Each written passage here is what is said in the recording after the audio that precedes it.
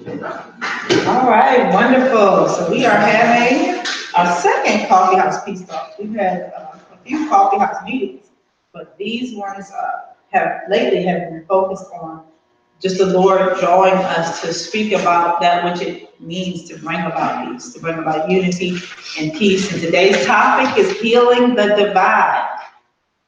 Healing the divide. And so I have two scriptures that I want to start. I'm going to throw out to you guys to stimulate our discussion, because we'll put on my heart. One of them is Ezekiel chapter 22. And I'm going to start at verse 23.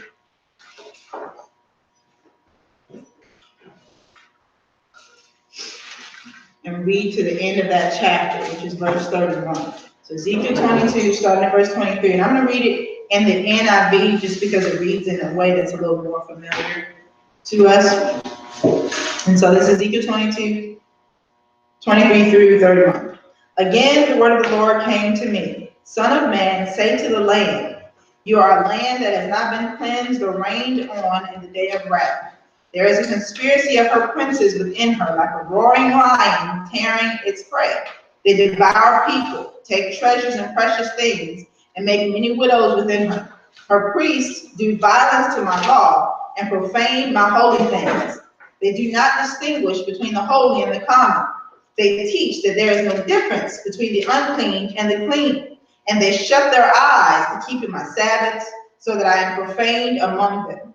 Her officials within her are like wolves tearing the prey. They shed blood and kill people to make unjust gain. Her prophets whitewash these deeds for them by false visions and lying divinations. They say, this is what the sovereign Lord says, when the Lord has not spoken. The people of the land practice extortion and commit robbery. They oppress the poor and needy and mistreat the foreigner, denying them justice. I looked for someone among them who would build up the wall and stand before me in the gap on behalf of the land, so that I would not have to destroy it, but I found no one. So I will pour out my wrath on them and consume them with my fiery anger, bringing down on their own heads all they have done, declares the sovereign Lord. And you keep your finger there, and then we're going to go to 1 Corinthians chapter 1.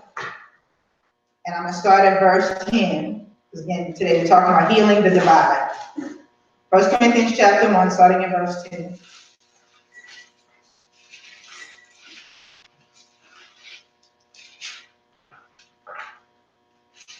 I'm going to read this from the Complete Jewish.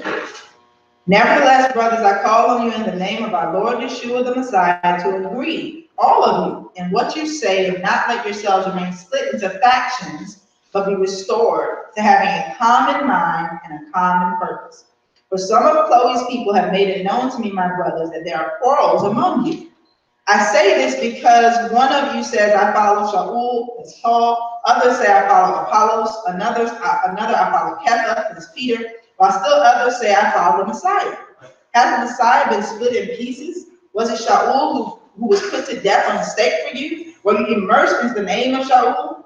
I thank God that I didn't immerse any of you except Crispus and Gaius. Otherwise, someone might say that you were indeed immersed into my name. Oh yes, I did also immerse Stephanas in his household. Beyond that, I can't remember whether I immersed anyone else.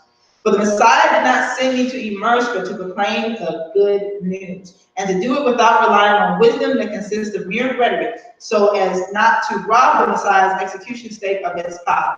For the message about the execution stake is nonsense to those in the process of being destroyed, but to us in the process of being saved, it is the power of God. Stop there. That was verse 18. So that was 1 Corinthians chapter 1, verses 10 through 18. And what I want to submit to you all in these two scriptures that the Lord has put on my heart, one is about that scripture that we often quote, where the Lord said he looked for a man to stand in the breach or stand in the gap, but he found none. And then, of course, in 1 Corinthians chapter 1, we see Paul talking about the divisions in the Bible, that they're divided into factions following men. And so what we see actually in both cases, we see division, we see splits, we see things happening that are outside of the will of God, but God is looking for someone stand in the gap, for someone to heal the divide. But at this time, rather than actually addressing the challenges, we see the prophets whitewashing is going on, we see the officials in corruption, we see the priests are not teaching the difference between the holy and the common, and they're not making a distinction even in their own worship and lives. And so as all this is happening, the division is increasing more and more. Even in the first century, what we see in 1 Corinthians chapter 1 is that rather than having a common mind and purpose, which Paul was exhorting them to have, they were choosing to say that they follow human leaders rather than all being united and following the one Messiah. So there's many things that I could point out that seem to me to be very similar to what we're experiencing right now. But the question is, as we see what's happening in Ezekiel's time, as we see what was happening in Paul's day, what is the call that God is giving us? And what is the wisdom he's putting before us about healing the division, the divide that we see happening in our nation and even in the body right now? What is the call God has put before us, and what is the wisdom that he has given us about healing the divide?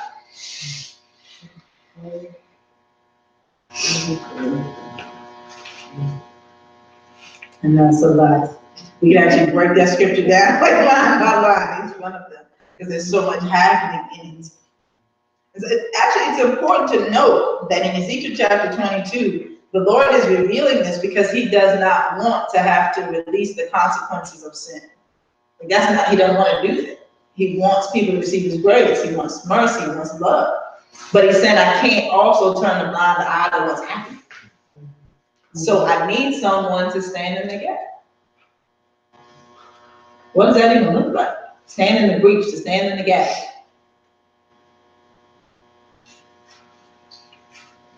Sacrifice. Sacrifice, giving up your will for his will. The Lord's Prayer. Our Father which art in heaven, his name, hallowed be his name, his kingdom come, his will be done on earth as it is in heaven. It's his will for us is mapped out in that prayer, because we're going to have to sacrifice our desires, our wants, what we thought we should be doing, all these things. Because the first thing that came to me actually as you mentioned that second question was, if he's lifted up, then all men are going to be drawn unto him. Mm-hmm. So we, instead of us lifting our idols up, they have to come down, so they're not competing with him, and he has to be lifted up. Practically, what does that look like? Whatever we've spent time, invested our time in, we've invested our being in, all of who we are, we have to take an assessment. We have to let him inspect us and let us know what has really been going on, and we do that individually, but we also do it collectively too, and it's going to take us coming together, but also us spending that time with him, that quality time, and really, really doing it. 5 minutes, our money has a lot to do with that. Wealth has a lot to do with that, because wealth equals people, it equals money, it equals so many resources, possessions. Yeah. It's possessions, really. So how are we caring for those things? How are we caring for those possessions? And then are we bringing them back to him to get a report on how we're doing, with those possessions? Mm-hmm. A lot assessment. Hey, go ahead. I like what Elton said in regards to sacrifice. Someone has to set the example. Someone has to model. It's a personal responsibility. It's something that we all fall to. But somebody has to have the courage to stand up and be the first one. You can't wait for somebody else to do it. If you recognize that that's what you're supposed to do, then you got to be the forward. That's where the sacrifice comes in, because you're sacrificing what you might do in the natural to do what God has guided you to do. So, it all comes down to personal responsibility. It all comes to, willing to be the first, in setting that example. And taking the time out to have the patience to teach your brother or your sister, to be patient with them, because for some people, they can learn from observation. Other people, you gotta really drill it home, you know? And so you gotta have patience, and that's sacrifice as well, because, you know, I know that for me, you know, being a man and being a human, you know, I know my patience is limited, you know? So I have to, you know, sacrifice, you know, what I might do naturally to do what God has prescribed in that situation. Can I add on to what he just said? You just made me think of something. Mm-hmm. There is no lack, Lord, I know we've heard this before, but like in the last 2 days, it has really hit home for me. There is no lack in God's kingdom. And so where my brother is weak, as we commune together and we really do have all things in common, amongst all lines of, you know, every single realm, you know, we have all things in common. We'll be able to observe who has this, who has that, who has this. And we're moving into that, not just as, you know, TIS, but like the body, because he's given us that stewardship to cultivate that, you know, right with what we have right here, you know, tide water. And so he's teaching us about how to compile all those things together so that we can resource, because we really do have everything we need. It's true. It takes humility, and it takes trust, but that has to be cultivated because, you know, in the realm of, in the area of humility, I mean, I have to be willing to let you know that I need something that I don't have, and not be so guarded that, you know, I can't let you know. Yep. You know, and in the realm of ability, you know, the person needs to know that you're for them, that you're going to be there, that you're not here today and you're going to pack up shop tomorrow and you're going to be on where you went to. That's good. So, I mean, those two ingredients are very good. Mm-hmm. And I believe when that's discovered, that's also going to heal the divide of, and I always say this because it's so true, that heal the divide between one who teaches and one who follows. Whether it's for that season or for that moment, the teacher, the student, the parent, you know, is going to heal the divide because no envy will be able to get in. You know, I know everything versus, you know, I don't have to listen to you type thing. It'll be an even exchange, just like that. And so it's like when one area is healed, so many other areas, you know, will be healed. No man knows until tomorrow. Oh. You know, just in line with what both, you know, you both were saying, I was looking at verse 29, and in the KJV, it says, the people of the land have used oppression and exercised robbery and have vexed the poor and needy, yea, they have oppressed the stranger wrongfully. And what came to me was that we have to be the voice for the voiceless. Mm-hmm. And that may isolate you, or that may draw attention to you in a way that you may be uncomfortable with. And so that's who we are, what we have to do to bridge that gap. That's where other people don't have a voice. We have to be that voice and say, okay, you know, this isn't right, this is what we need to be doing, and this is how we can help, you know, to bridge that gap. So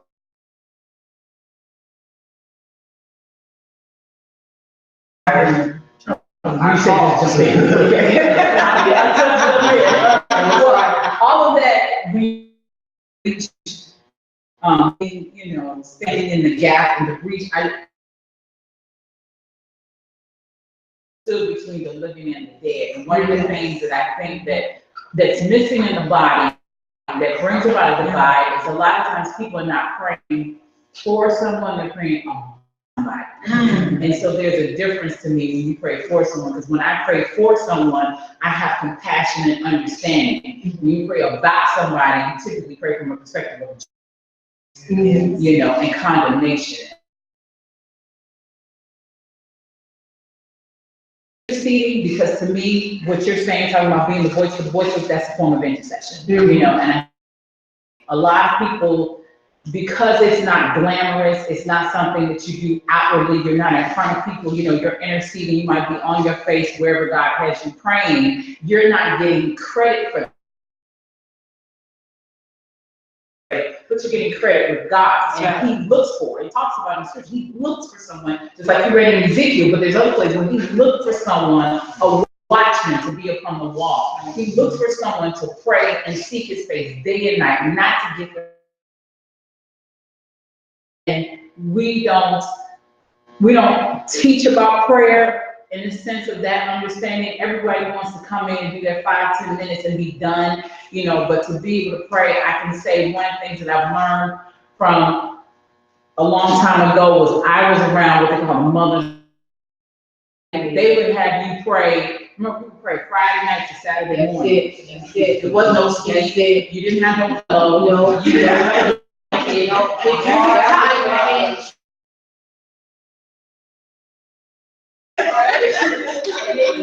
if your mouth is falling, your teeth hurt, they said, hey, baby, drink a little. About, they say, tyranny before God. That's it. Think about it, That's they it. have a way to walk. So just keep praying until not. And when you think about the fact that Moses told Aaron what to do in the middle, and literally, where he was standing, one side of him was the dead, and one side was the living. Really willing to stand in the breach, in the middle, and on one side of his life, and for to not attack you is not going to hit you. Right. Until it knocks on my door, I have nothing to do with it. That's their problem. It's not my problem. But when it comes looking for you, then you want everybody to pray and lost your path. And we can't be on we have to be on the offensive, I think. But it has to be. I mean, I'm okay if God says to me, okay, I want you to pray.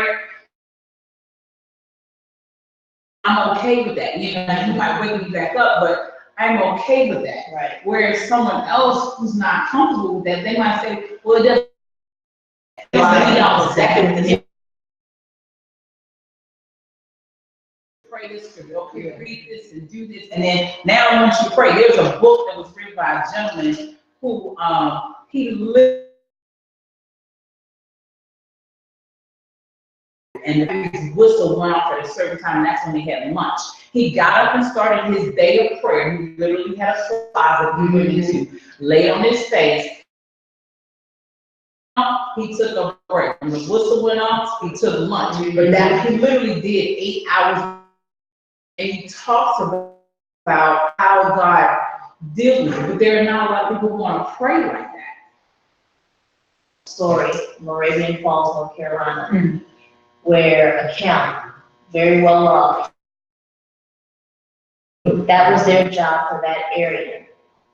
They didn't have to worry about their expenses, any of that stuff. Pray. And because of prayer, that's there. And I don't think we talk enough about our major assignment in prayer. There's something that God has all of us, whether we say it out loud or we talk about it or not, there's something on, even if no one knows about it, it's your responsibility to bend your knee and focus on this. Because I know, like for me, God gave in government, in our Virginia government, I'm like, and I don't have the full answer of what's going on, but that assignment was given to me, so I that person in anything happens publicly, behind the scenes, the prayers are working those things out, and I don't think we teach.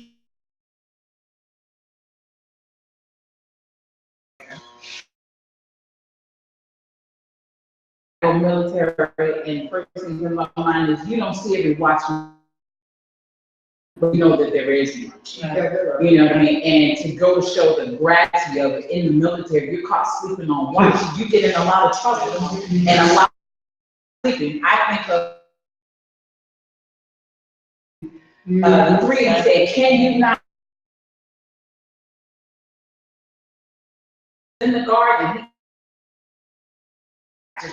you know, but how many of us are sleeping when we're supposed to be awake? How many of us should be praying? Because my thought was, why weren't they praying for him?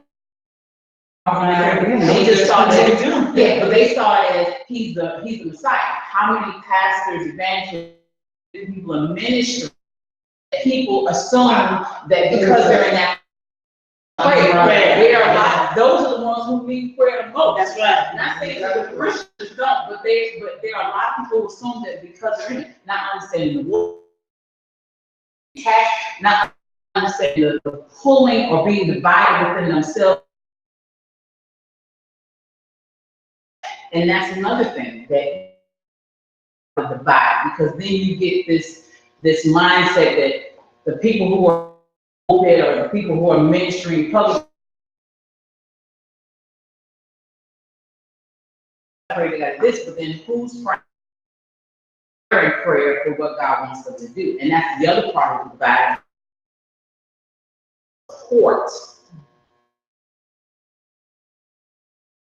And because it's looked at as a hierarchy, well, Right. way up here, I'm just this little piece, you know, and we can't look at it as a hierarchy, because it's all of our responsibility, no matter what your position or level or, you know.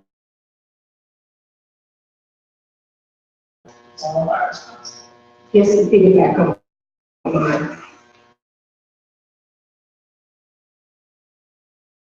me just for an hour.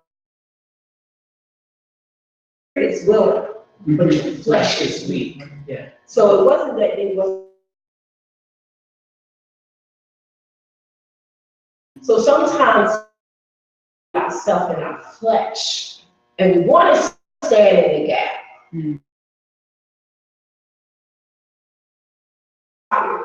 Because sometimes we open ourselves with flesh. Sometimes that we will have things that God didn't tell us to do, but we overload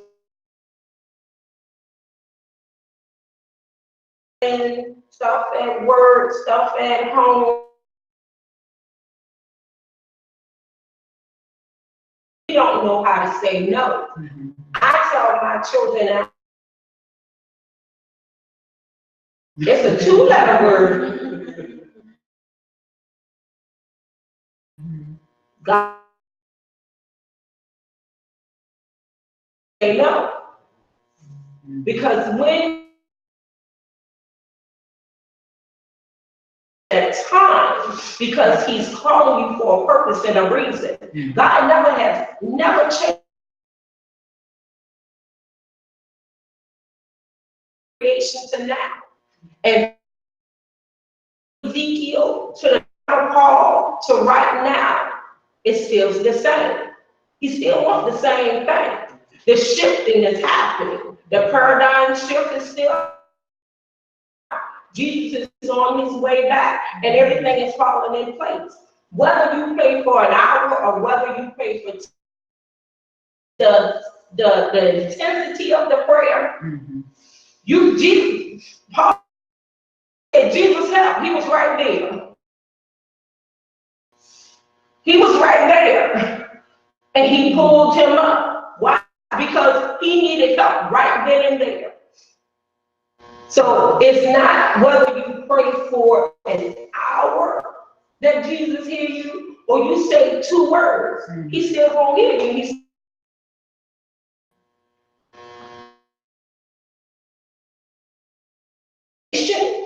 It's as you say, what is your assignment?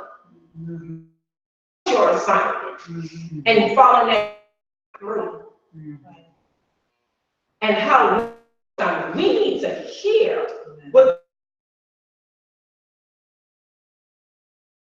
2 ears. I tell people our ears is our spiritual birth canal. It's our. She got pregnant. She got pregnant by the ear, by the hearing. Hear.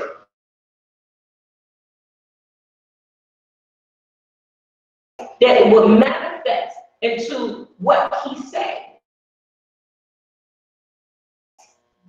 If my people who are called by my name.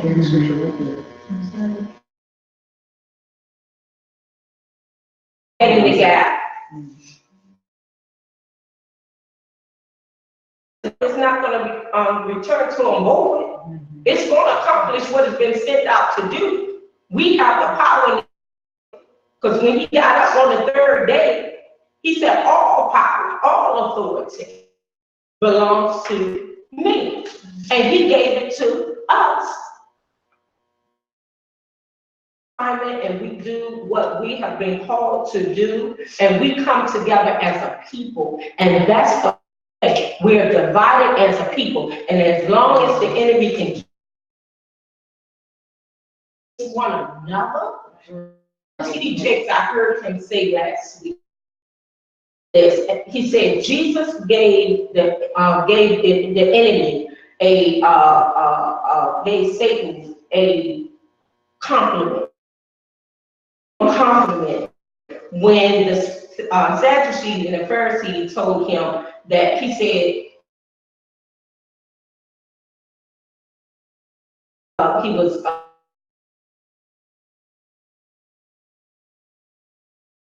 and told him, he said, you got the spirit of Bel.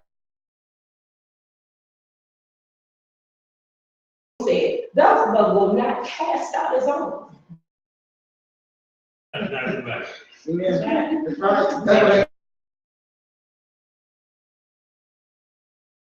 They are so, as you say, they're militant. They're in order, they're in stuff. He said the only ones that will fight against one another is the church. We're the only ones fighting against one another. Whether we baptize in Jesus' name, whether we baptize in the Father, Son, and Holy Ghost, whether we say gospel,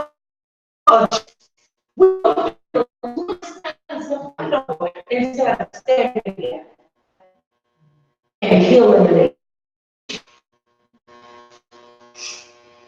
So if he can keep us divided, you're not divided, we fall.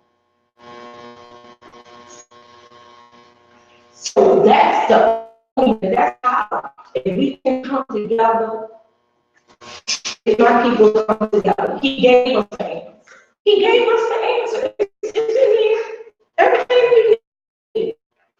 They came out with that. Nothing's going to lie so hard. It's in here. It's in here.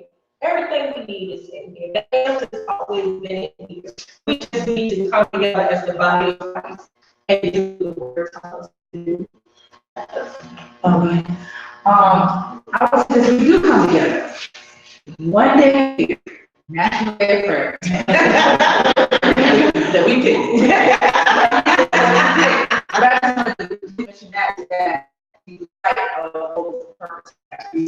honor it for one day. Where you have what the intent is to bring everyone of different denominations together to pray. And that platform is not being used at the school. It can be to expand it beyond the day. You know, we have schools where it's just silence. But it's just one day, that reminder, we kind of put it aside after that one day.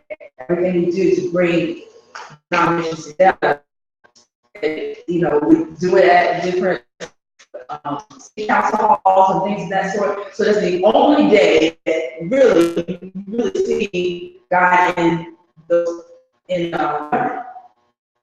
senses. So the thing is, how do we make it, how do we go from it, and not to put it down after the end of the day.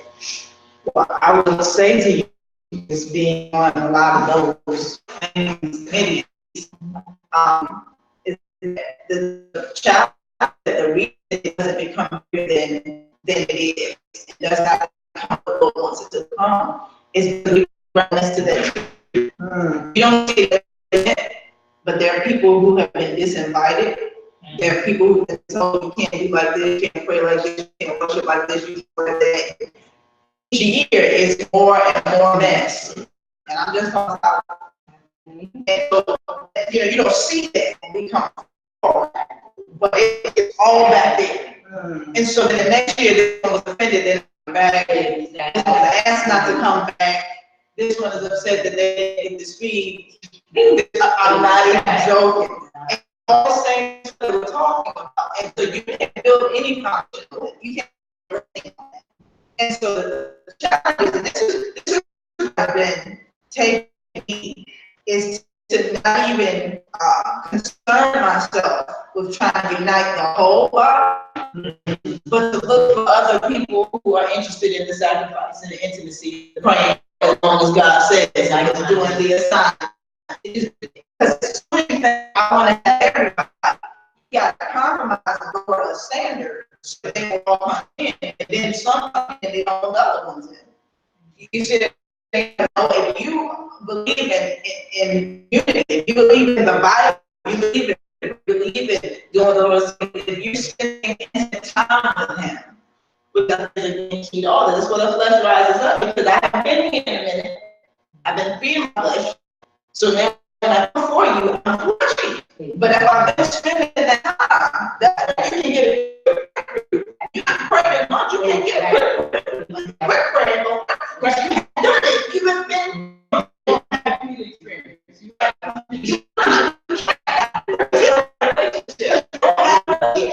This is the part He is calling first individually.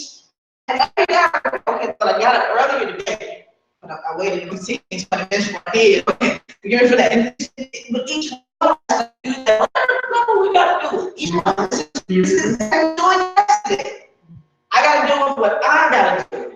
It's different from yours, so I can't compare. I need to look at your notes. Exactly. You know what I mean? Look at them. Did you do better than me? Am I better than you? I gotta work on what I work on. I can't measure it. I can't measure it. I got, I'm so worse than you are. Better than you. I gotta recycle. I gotta just do what He put for me. Exactly. And that's gonna help me with the grace. My assignment. His assignment is going to match right up with somebody else's assignment. My assignment is complete. I'm going to do hers. I do my complete and I connect with her. There's no gap. But if my assignment, I'm not getting anybody. I don't want to get anybody else. I have a need or I see a shortcoming. I'm in there, I hit a wall. I'll call I don't call anybody. You answer that you have resources and I'm thinking about what everyone is saying, because it's a body. But I thought about something we talked about in Malachi. He said that those who fear the Lord spoke to one another and one listening to words before Him. That's right. I mean,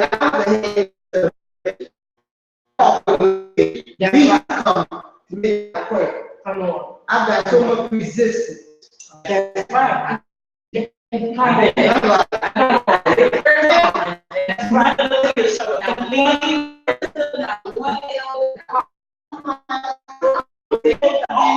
But they didn't show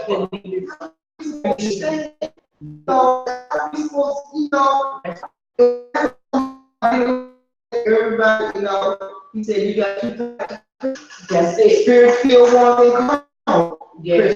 Yeah. I said, okay, Lord, I got it. And can you feel like you just got saved?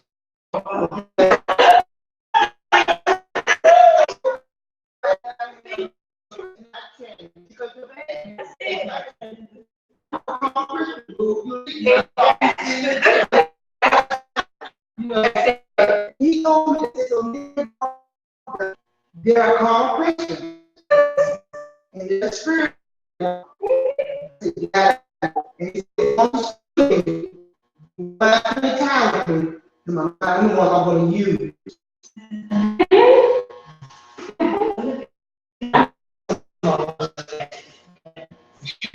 So when the gut isn't well, so all our nerves are in our gut. A soul that's unwell, everything else that attaches spirit and all that well. So what you were saying about on your prayer time and your assignment and doing what you know God has called you to do, and then that reaching those things, reaching out to everybody else, you can strengthen yourself, you can strengthen them, they're doing what they're supposed to do. It's wellness into the body, not just physically, but spiritually. That wellness is there because now it is moving up. See, that goes back to about standing in the box. So there's a lot of that is not prayer, God is not delivered, someone cancel it out, somebody can't get on it, but it's there, but this time, and prayer, so it's a lot of people who and they goes back to the whatever. But then you see, you say that I'm saying about where it's sitting.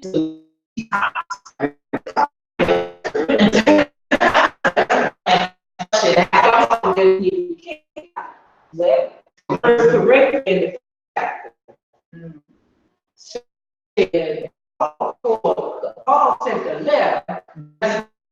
Paul sent a letter. He won't even, because a young man was sleeping with his mother, stepmother. See, we don't want to talk about it, but it was in the church. Yeah.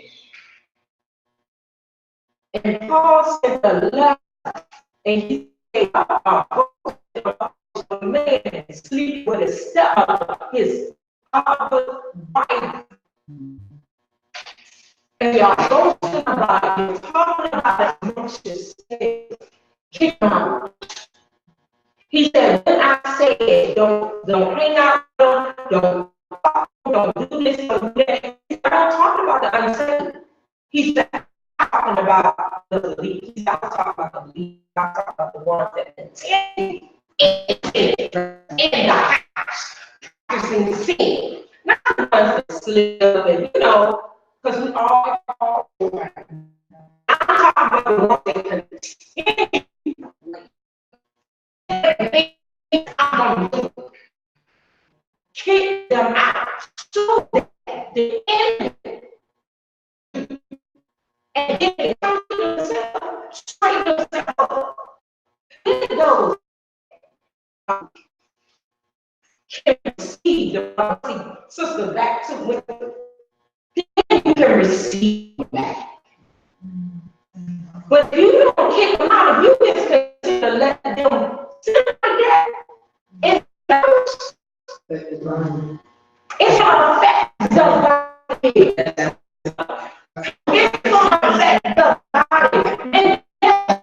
all the gas. You got gas over there, some gas over all of these. Keep the pockets in them. Because you have to see that the body large has fallen under using grace as an example. See that they don't judge sin as sin, but that philosophy, that's what the majority, is it now under grace. Exactly. That's the perspective that has to be taught, has to be changed. When you look at it, in 6, he was talking about how, the holy thing, the distinction between the holy and the common, turning their eyes on my Sabbaths. I mean, that is more until the body on that side, you hear so much about away, hear away constant, because God's needed church to awaken to that. And that is, as you, those who grab hold of that truth and want to make that decision, homecoming, sometimes creating more. Paul saying that was in there, like, yeah, I told you to God. But then I did say I came to divide.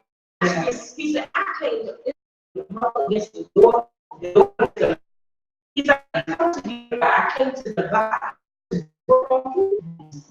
The son against the father against the son. And then God is going to be there because when people are ready to get out, some don't want to suffer. And the Bible, Jesus said, look, to and our brothers and sisters, the forerunners, the father, they went. I used to say, you know, I was back at that time because I would walk with them. You know, I want to be like John Dale on his chest, his heartbeat, walk with him. And anywhere one day, and I was sitting there, and he told me, he said, no, you created for such a time as this. He said, David, for that time, you are for this time. And we are created for this time. And we can stop.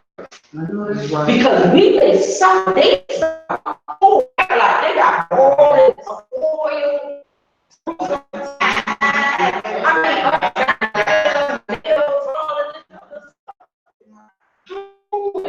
We have but we're scared to overwork. We're scared to use the word. No. We have a mouth. We won't. See, you don't need to tell me to shut up.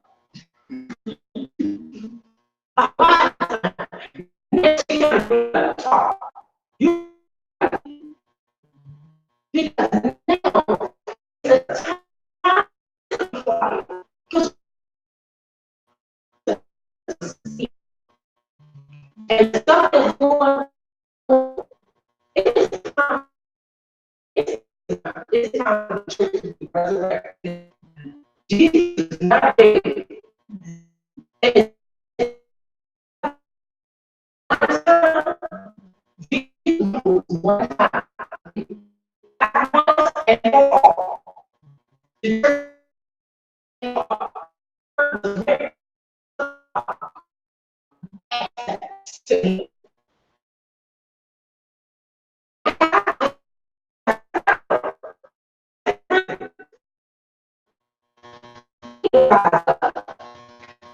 every day.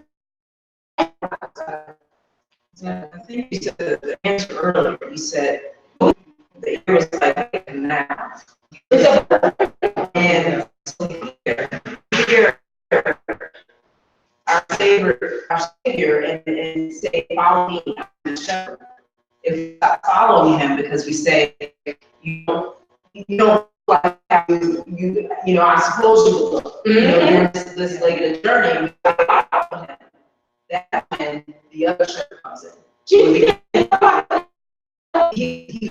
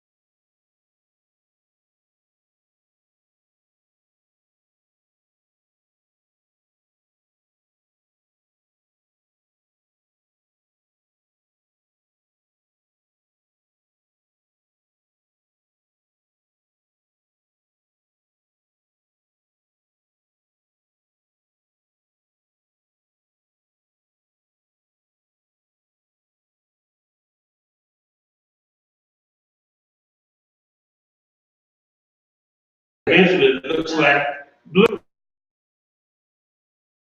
So the truth is there. And the truth, I mean, it's logos, but it's, and we gotta get the truth out of the book. And then I read the book and you read the book and we come up with the truth. What's that? Exactly. That's not God.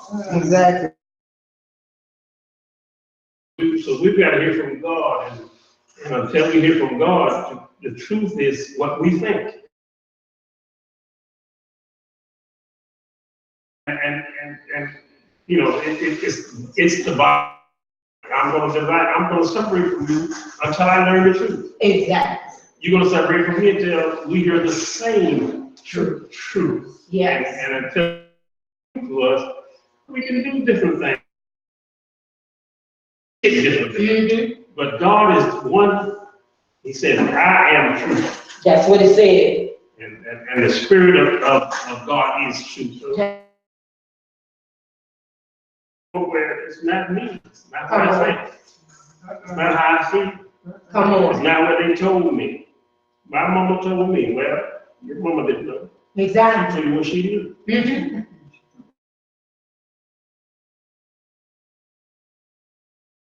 Scripture says. So, no, I think that's where the holy versus the common comes in, because ancestry, things like that. But the idolatry, we don't want that, you know, but there was something, because our ancestors prayed for us. We know song. My mama prayed for me, had me on her mind. So we're building on, you know, when we're building on just the wisdom, and from biblical wisdom that God has given our ancestors to pray into, and everything may not have been right, but we're next. The key to that then is love. Yeah. Love, that's it. In that, the reason I can say, oh, is because I love them. That So in those times when Pastor Josh is talking about where I think this person thinks that, if paramount, then I trust intentions. And I realize I don't have to argue with it. Because when he comes back, he's gonna straighten it out. That's it. He's gonna let us know which one of us is right. Or if we keep praying, the Holy Spirit will reveal, because as the Holy Spirit is ministering, I'm willing not to act in love. Come on. Then I'm willing because I don't agree. And that actually, scripturally, is not a good enough reason. Come on. The only reason, like you said, was sin. Come on. Not disagreement. Come on. And that sin being sin, meaning it's infectious sin, not like you said, like a falling to the right, and fall 7 times and get back up. Like you said, blatant rebellion, and even that is be taught. Yes. Not to blaspheme, is what he's saying. I say this all the time, and I'm the devil to make you run to God. That's what Paul is saying. Make sure that he get that so he can come back to his senses. So just reiterate the question again. The original. Is wisdom giving us to heal and divide? Because that was the point, was how do we heal the divide? So what is the call God has given us to heal this divide? And what is us to heal this divide? Choose the word. Yes. That's a good point right there. And going back to what you were saying before was, starting and what God has called us to, or our life is lining up with this, so that we can then connect with others who are doing the same thing and finding that common ground, and not just do all this for the whole body, but and I hate to use this word,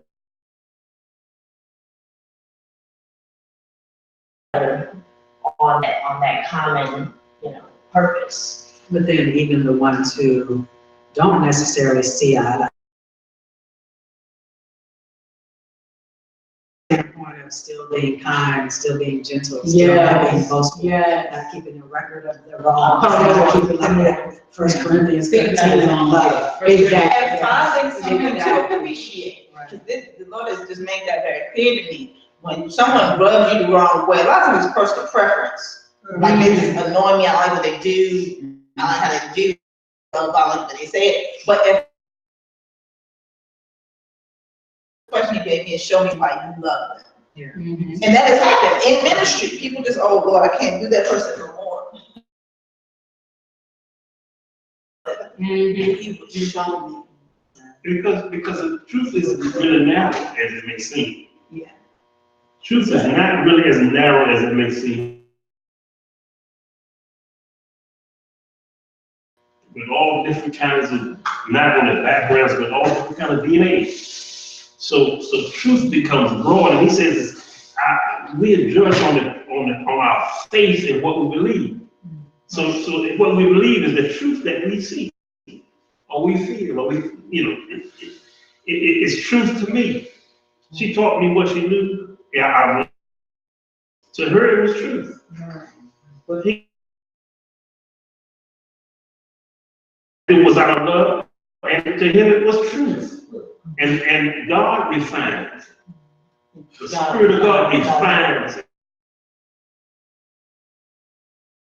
If truth is not narration, truth is an individual person. How does that look? How does that play out to what we're talking about? Truth being a person. I think that in the fact that truth is Yeshua, that means that truth it confirms the absoluteness of truth. It confirms the fact that truth is within a context, meaning that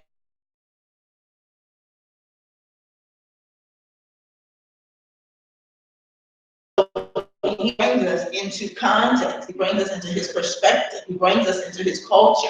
Because there are people that I know that know certain scriptures. They know that scripture, they can quote that scripture, but they don't know the heart of God. And he brings it with that.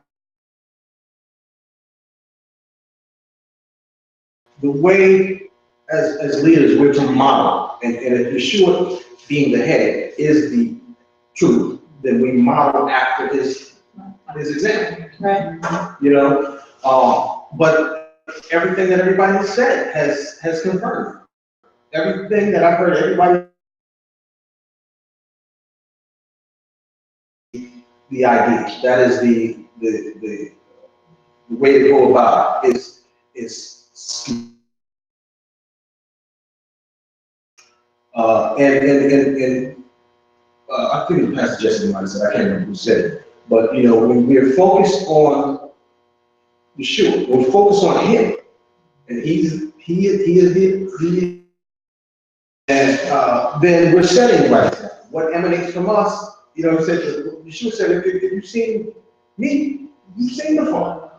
If this is what people are seeing, you know what I'm saying, then there should be no fault with that. You know what I'm saying? So,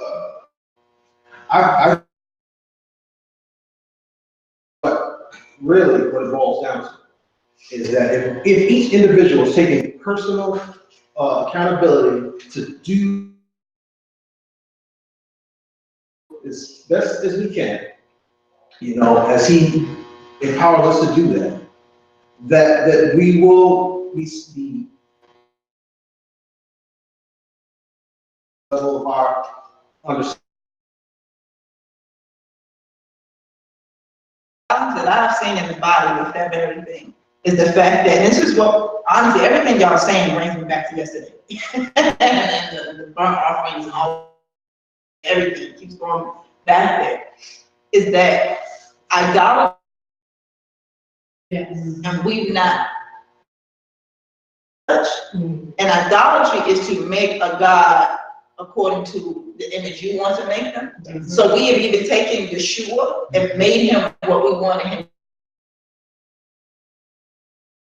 There's Zeus, there's Sol Christus, there's all of these different It goes things. back to what Pastor Justice said. I mean, truth is not relative.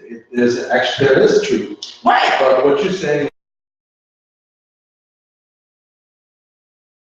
what is it, contempt? Yeah, well, Yeah, it's the nerves in your gut connect to your brain. Uh, So you got a problem down here, you got fog up here. I was going up so over that's here. where deliverance And comes we from. see a lot of people always saying like, well, I'm standing. But they're not looking at the collateral damage that they're leaving back here. But when you're standing in God's truth, you're not gonna have, you're gonna be restoring people.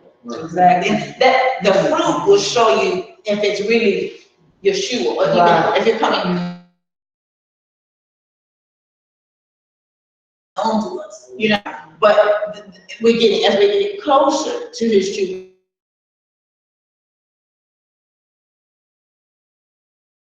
up in that fruit. And we do have to pray daily for our own deliverance and receive other people's deliverance. I told you, I keep bringing it right back to yesterday. But we have to pray for our deliverance, we pray for other people's deliverance, and that is our responsibility to do. Like, it's not that, okay, it's all right, we're supposed to do So this. would you say From a that, place of love and compassion and not judgment. Right. Like you said.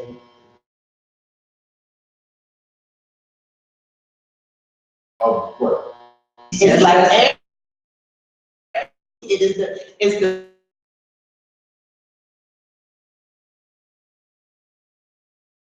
your cleansing, like we use the bathroom every day. You better use the bathroom every day, you know, or multiple times a day, exactly. That pile up, and then we wanna try to have a breakthrough, but dude, you are constipated now, and you know, it's not happening now, you know what I mean? Now, it's not gonna happen, and that's what we do, you know?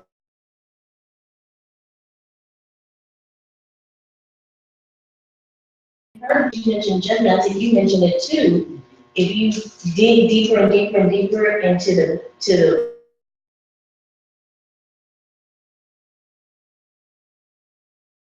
Omer, it means measurement and a measurement in love. So it's not a negative. It's not supposed to be, if you're doing. People come to their own conclusions, you know, what I. Explanation. Prejudge. Yeah.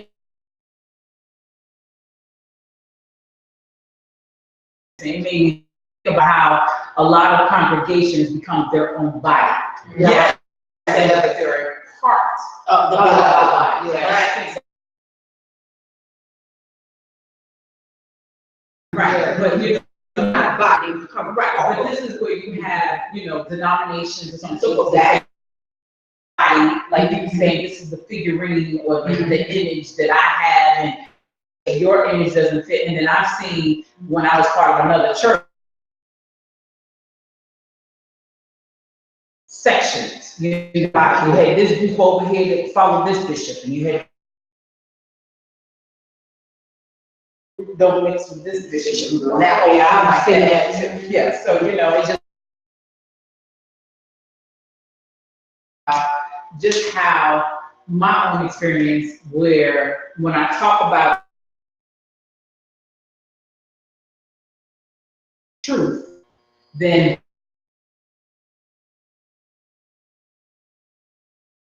yeah, even the word says the truth made known, you know, will set you free. And I'm sure that's but other versions of it, but it's the fact that how many people are but their relationship with God is not based upon their relationship with God. Their relationship with God is based upon their relationship with some other person. They have not truly have a relationship. People who know my voice, you know, there's like multiple my voice, you know, the stranger they will not follow, but it's also, you know, seeking his face. And I find that a lot of times going back, and I use prayer because prayer over in the sister routine and just watching how within that particular situation, the ministers fought me, you know. Like you said, as an example, but how a lot of them wanted to be like Peter. The thing that people have to remember when we point that out was that This is why he could make the two say help me, and he was ready to there. But what people want is they want the results, but not the relationship. And they have to understand that he's, oh, we did this in your name, we did that in your name, we're gonna say the problem, I know you're not, you know, and it's just how even when I would do the training, how the people who gave me the hardest time were the ministers. Yeah. But this very thing that you're talking about, and the fact that the people want what the Lord will give them and they don't want relationship with them, that in itself is the nature of idolatry. Do anything with you but appease you. I appease and and then an idol gives me what I want, and if they didn't, you switch them out. They want to go cast, or they look on the opposite. I need this guy. This is my image of how you.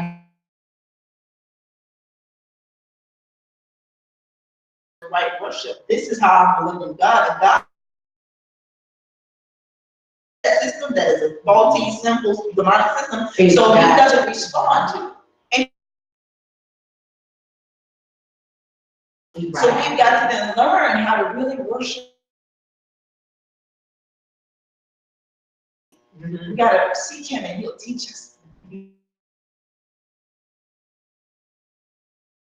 I was sitting here like, God was just like showing me more about the disconnect between Jesus.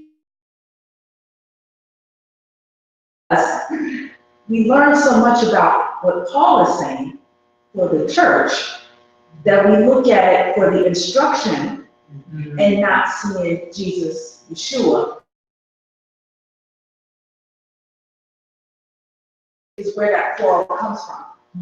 And that we're seeing it now in the body, how we are, and he had to explain to Paul, because we're looking at it as the word in the New Testament as the milk, as the meat that Jesus, Yeshua, was with to understand fully what he was saying. Because if you look, it refers back to the Old Testament, but you see the parables. All that he was doing was teaching the parables. So then where are the parables coming from? How to connect that? What is he saying? We don't understand, we don't grasp the parables on how he came. So we associate with Paul. And with all of that, and just teaching others, and you know, all the other disciples and apostles and all that type of stuff, the quarrel came within that because of out of what he was saying. So now with us, we're still basing everything upon Paul and not basing it upon Jesus, Yeshua, on what it is that honestly, I can tell you right now, he is mortified about that. Yeah. Because that's not what he intended. No, I mean, that's not what Paul is. That's not all. We have to know what Paul was, who he was the Pharisee. Yeah, that's why he's going on. Yeah, the Old Testament. Yeah. You go to Acts chapter 7, he knows when they were stoning Stephen. So Yeah. he knows the law, the word, so on and so forth. They, like you were saying, they take and they focus on Paul, but then we talked about this before, where some people say, I don't pay attention to the Old Testament. That's way not understanding the Old Testament, you know, so they don't want to get it. And I think the way that Paul wrote, he wrote it to make it plain. Because now at this point, he's talking to Jews as well as Gentiles to get them to understand. He's trying to get everyone to understand because they didn't have the knowledge, but you're right. So what you're saying is we gotta find a way to ban literacy. That's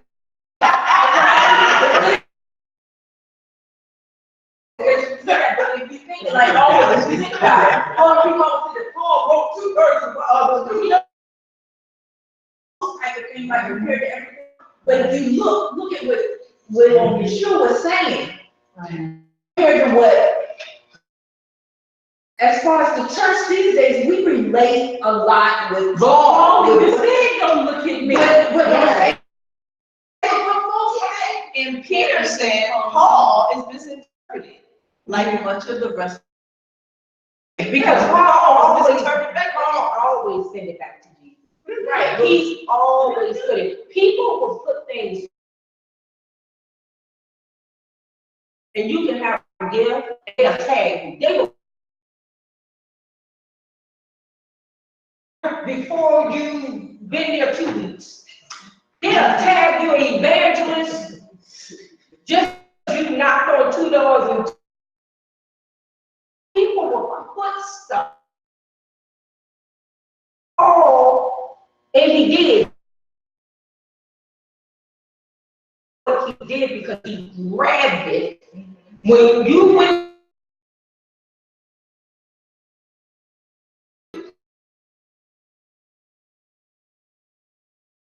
put everything back, he put it back to Jesus.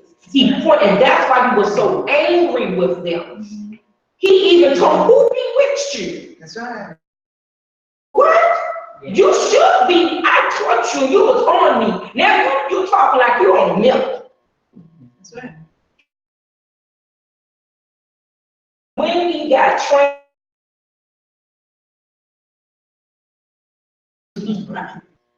I guarantee you ain't gonna be talking no foolish stuff because now he understands, because now he's not seeing with a natural eye. He's seeing natural, but he's seeing spiritually now. So he really, people can blow you up. You can't talk what people do, but that round straight up Jesus.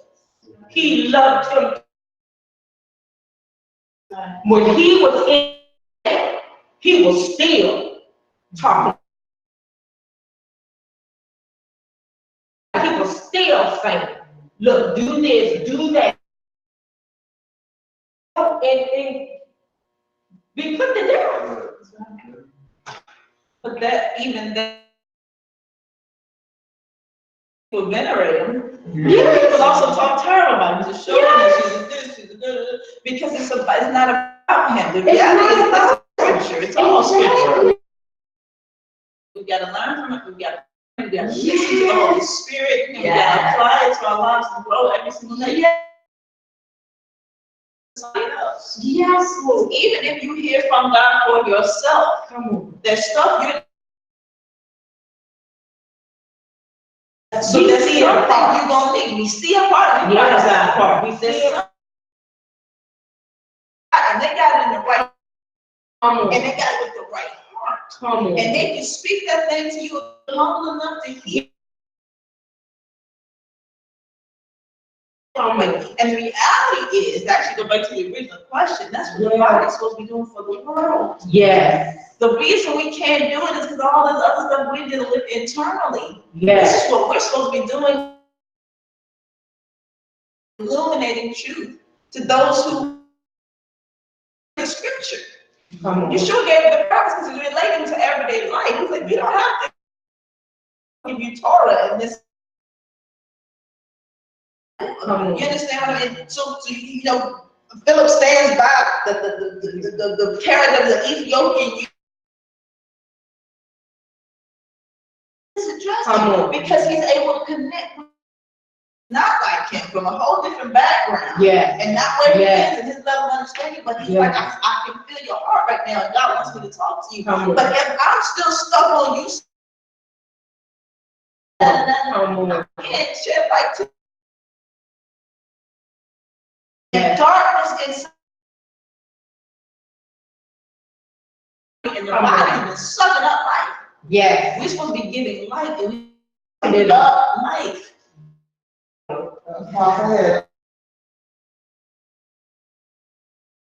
And you know, I work with children.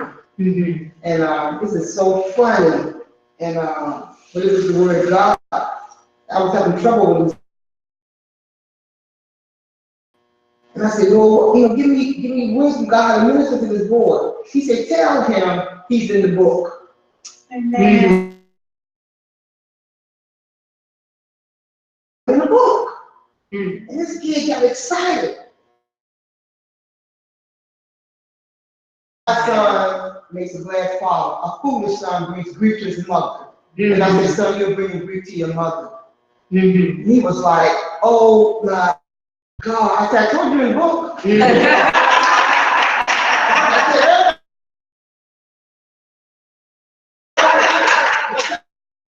know what I mean? He had children. Right, And he was right. telling them in the book. Sell in a book. Smooth, you know what I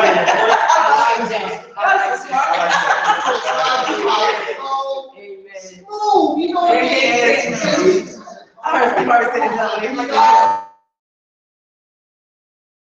So when you say we're supposed to share the truth, God give you wisdom where they are. Yes, he will. And I was like, God, only you can download that for me. really before about the lifestyle. Yeah. And that was my prayer, God.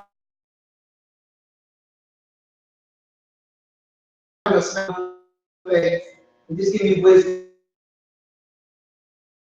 But that one,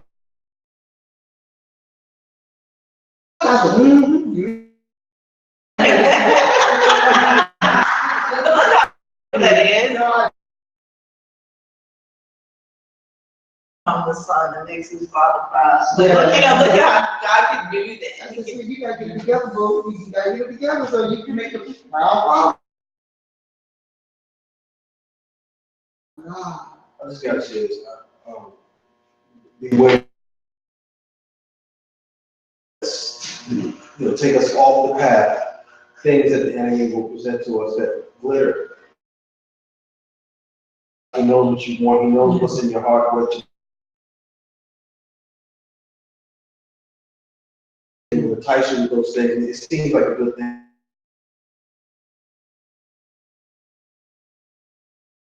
And you think you're in the same. No, they didn't. They're in the same spot, but you were moving gradually. But you didn't realize you were moving. You know, it's subtle. You know, he will get our attention with something. We move a little bit, but we don't even realize that we're all the way over here. Yeah, yeah. So that's just kind of a little sense I want to share. Like a good thing, but it may ultimately be devised for your demise. I'm gonna tell you. But when I was in prayer, because we were asking, what are the things that would keep. I was talking to the Lord about that the last few days in particular. Workshop. And I realized that he just dropped on time. Then since then, that was maybe, I mean, since then I realized I was over here now. And I was like, Lord, how did I get over there? Wow. It was boom, bam, fire. And it's just that, no, he gives us so much. To keep this stuff. Oh, and it's so important because we don't keep it before us. Like you said, it's subtle, like cooking frog. You over here now. Like with business stuff, as you say, you know, it's a good thing. You know, of course the Lord will use it. You know, bring the Lord's word, but you gotta even get careful with that. You gotta constantly keep that before the Lord and make sure that we're not trying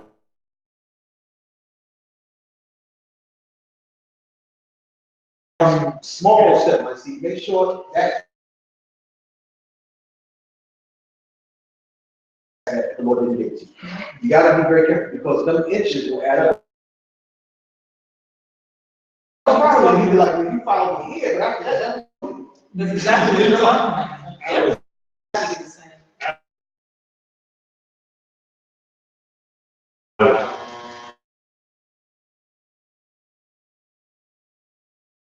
And draw a straight line, that line be the way of truth and the way of God. And then start at the same point and go right the line to 20 years, 30 of the ball in 20 or 30 years is so far off. Sometimes it's totally that you can't believe. Right. But you know, that makes me think about like shuttle and everything, and they would calculate the point of entry. The calculation of entry had to be exact, like.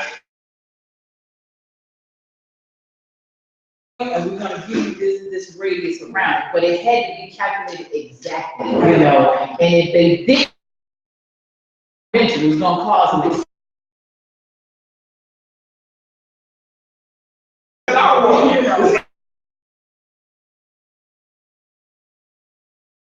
Yeah. And extend it to the point of return, or the Right. point of evaluation, or the point of goal setting that the line that we intended to be on. Yeah. Well, that makes me think about, there's a way to sing it right into a melody. Yeah. But all along, it felt right. Yeah, it seemed right, But I started right. That's what the Lord gave me an analogy when I was teaching about really being in tune with the Holy Spirit for that very reason. Because he gave me the analogy of the Holy Spirit being like our apps on our phone. When you're driving, if you take a wrong, it will still redirect you. Human, and we are going to get off. Right. You ride and so it's to take you the Holy to your Spirit. GPS. Yeah.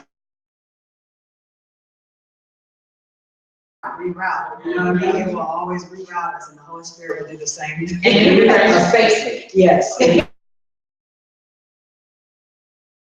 we go back to Ezekiel 22, we talked about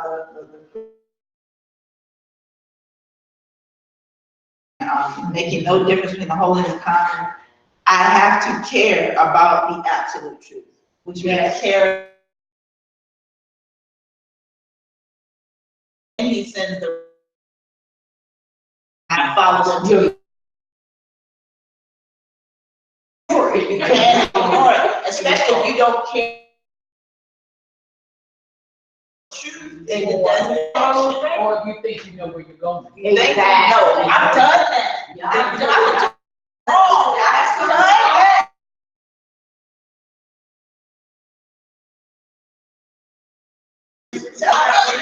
Because you're trying to get to a point.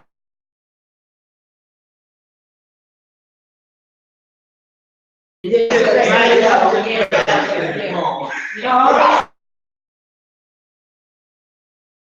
was not wrong. It was evil. Well, it's like, when I was saying, well, that's not the fastest way to go, and then I come to and then it's like, oh, I didn't know. You're not Yes. She said, what everybody's saying, you know, bring. Right. They get away. Exactly, yeah. Lifestyle. Lifestyle, prayer should not be a chore, just like drinking water should not be a chore. It's a requirement. The word for our spirit so that we can do the work. Yes. And so we have to think of it, we have to change our mindset and think of it, oh, this is a lifestyle, this is a part of who I am. So when I get up in the I'm falling on my face, I'm praying, I'm before God, and that it is just like you're brushing your teeth and you're washing your face. That's like the devil and the power of the tongue, they enjoy the fruit thereof. So what do you need? I asked a question when I got saved. Why do I have to go back to church then? It sounds funny. But you like, you completed it, you made it. I've done what you told me to do.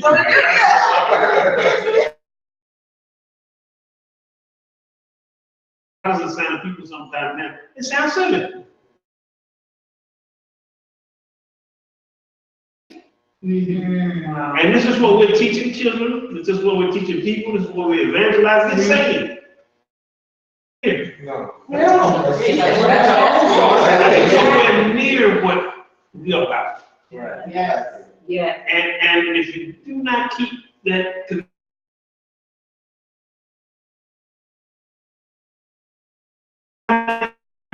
you'll be safe, that's it, and you'll be good for nothing. Yeah. But if I get saved, I stay connected, I go back, I gotta read the Bible, I gotta pray, I gotta fast, I gotta, whatever I find that the Lord is laying in front of me, I have to do it in order to stay saved. Yes. You got one saved, always saved. The devil is a liar. If you don't do nothing but get saved, you in trouble. That's Amen. not the ultimate destination. Not the ultimate destination. We receive so much report from Father God, we're talking about just the Ruach HaKodesh, the whole, got the Word of God. We have a lot of believers, but not just that. He's also given us angelic. He's given us nature, because even the rocks cry out to him. And they're even waiting for us to do our job. That's what Romans chapter 8 says. They're waiting for us to rise up into our position. So if we look hard today, it's a matter of us having his perspective, because he gives us what we need. There's in him. It's a matter. My perspective has had to change in a lot of different areas over time. And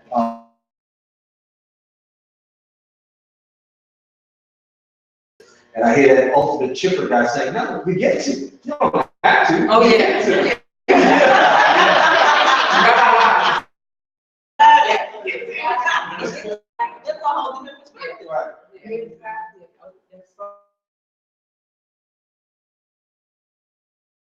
We would be like to the world. Because the truth is we're only in bad tempers. Go to church. Go to church. They were like, seriously, they walked to this place, which was wild. And then they were in there, it was hot. It was heat. It was in the house. You gotta be playing real quiet and just don't think you got to. It's gonna go home. And it was like, no, it was The hunger is different. Yeah, but some places they're in an environment where exactly, and they're told, what you're, so there are people who, I have a video where in Sudan, people being killed because they said, no, I will not. And that goes back to what you said earlier about how they suffered back then. Yeah, and they suffering right now. And how they are, but we in America, today I think I'll do, but I think about how just something as simple as they took the 10 Commandments out of the courthouses. Yeah. How they took prayer out of school, just the little things that they, one woman and they can't find it. But they can't. Trying to disappear out of nowhere. I think she's. So, but it's just the fact of how we take for granted what we have, and so because we have all of these old supervisors who said, America, we have to make. Yeah.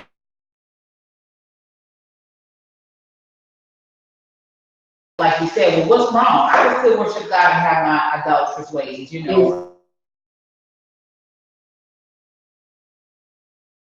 But I can come to church, Jesus, and I cuss them. Right. No, my favorite one is progress. Yes, yes.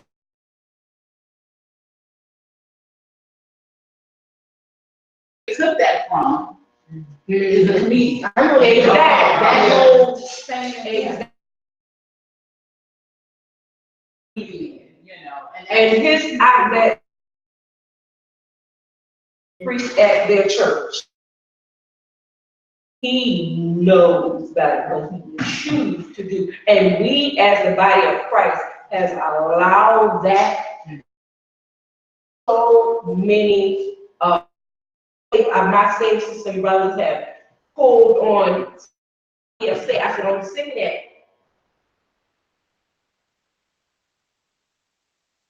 You're letting them have one foot in the church and one foot in the.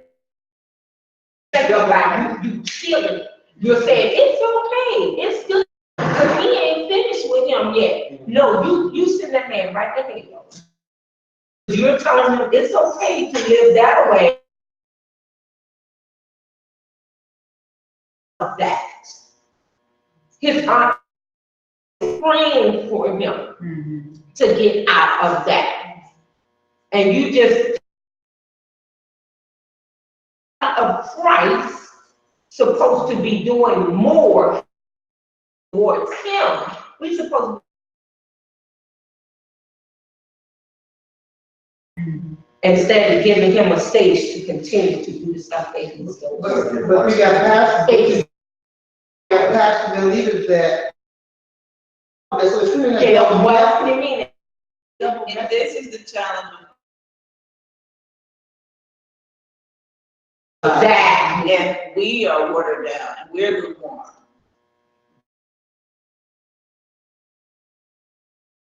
he though is one of my subjects, man. yeah. Man.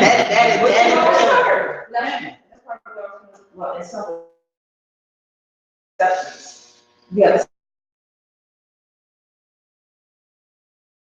Because the world has been so secular in those, that any little bit that grabs to the Christian nation that is on the platform we don't see, we've been, because we haven't seen anything there. So it's like, okay, I will take this because these are we gonna get. right. I'm gonna take this. But you know, but see, that goes back to some of my own family members who love in church. And I always say, where else are they gonna be? That's what I said. And then the next thing I say is that if you with what is easy for you to sit on the sideline and say what you want to say. Going back to that particular meeting.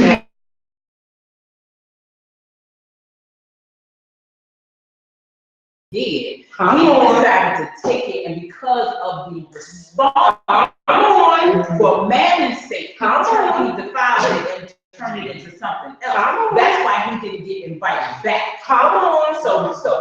But that's what happens, because he got certain things in his life at that particular time. And he came over there and he saw how lucrative it was, and then he decided to turn it.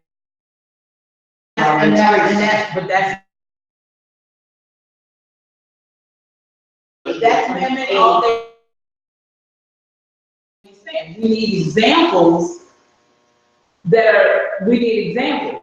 A lot of the examples are not on TV. Getting in the cage. Amen. I bless God. And we want to do school at times when God's people are not trying to be in each other's presence. So I praise God for this. And so it's like Preston, about standing in the gap. We need those that can stand in the gap. God is calling in because they really start in. And the ones that's on this in the church that and that's preaching, and God has called them, that can stand in the gap and really have their ear in the gap. That's why the Bible said, God said, I'm gonna deal with my leaders first. He's going to deal with the leaders first. And God is pulling culture. We looking at the Catholics and the Catholic, he's doing with the Catholic. I said it's gonna go.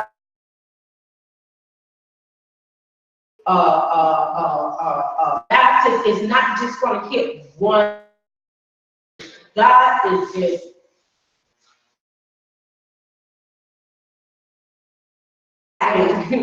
He's going to start pulling covers because the gap is the bridge gap is got to close, and he's the closer. Yeah. But yeah, but see, he's going to. I'm going to do the separate. The wheat and the tear is going to grow together. Separated. Right, but I'll say this, there's a sign that he recently, that when he first gave it to me, I just wrote it down, and then he began does not like, and I know that he does not like, tired of the higher hands. You know, when we were reading, you know, you tell me in this way by the pen, and you know, you would let Ed do the gate. You climb in.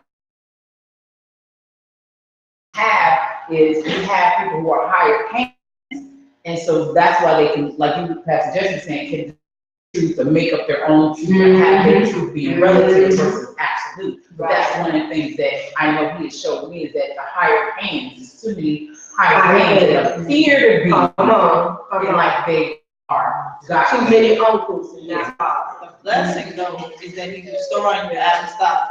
Yeah. Because that puts all that back in order. Yeah. It puts things back in place. Some people are just in the wrong position. Yeah. Some people he just didn't call. Right. So it puts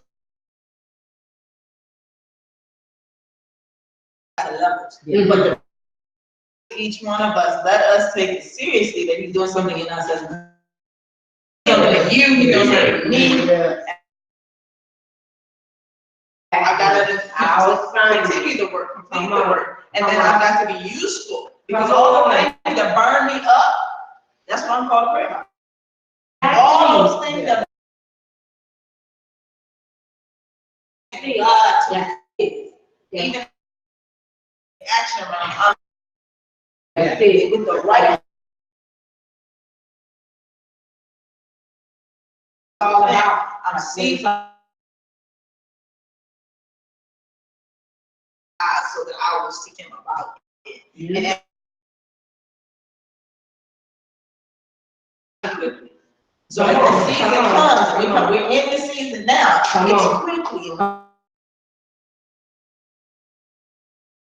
All camera, but I want to make sure I remind everybody that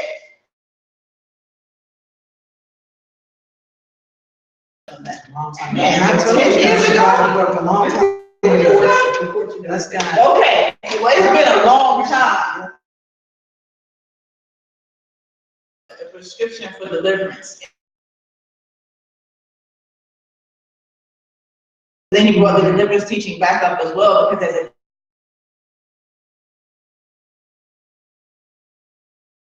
a and have all these resources, and so they are. And so the reality is that not only we, but even other as a global community, everybody pieces that everybody needs. They can't just stay in the house or in the denomination.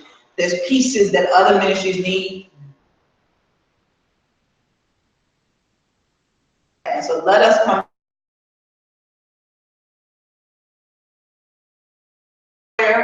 which is next Thursday, pray into it. Comes against the National Day of Prayer. You don't care about those other secularists. He wants to stop the things of God, or he wants to be confused, or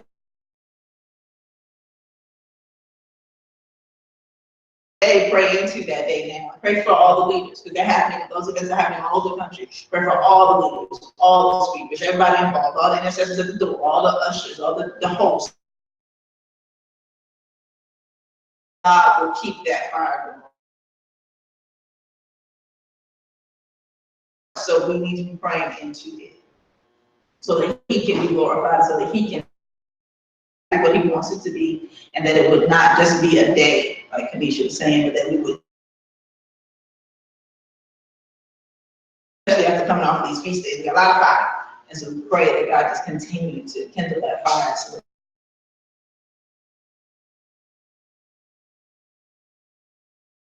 there's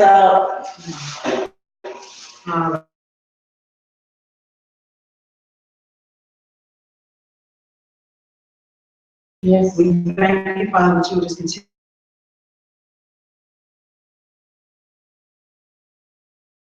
to snatch the revelation, Lord God, that you spoken, that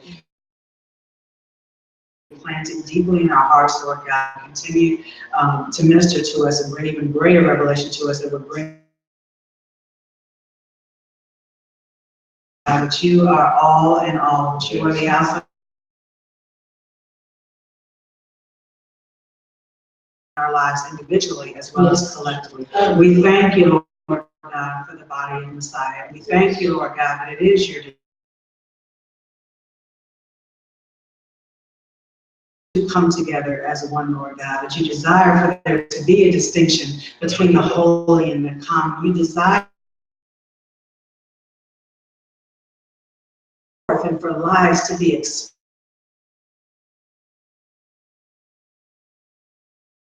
Your will for such a time as this. In Yeshua, amen.